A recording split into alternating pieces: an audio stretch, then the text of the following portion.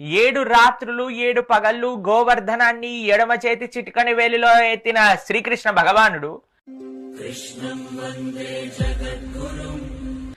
మొత్తం అరణ్యంలో మొత్తం కూడా కారు చిచ్చు వస్తే అని మొత్తం అరణ్యంలో ఉండే కారు చిచ్చుని మొత్తం కూడా మింగేసిన కృష్ణుడు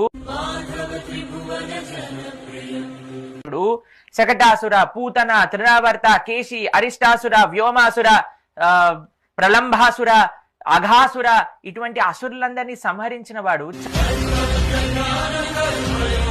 సామూర, ముష్టిక, కువలయాపీడ, కంస, శిశుపాల, దంతావక్త ఇటువంటి వాళ్ళని సంహరించిన కృష్ణుడు. ప్రహసన అనే ఒక పర్వతం మై నుంచి దుంకిన కృష్ణుడు.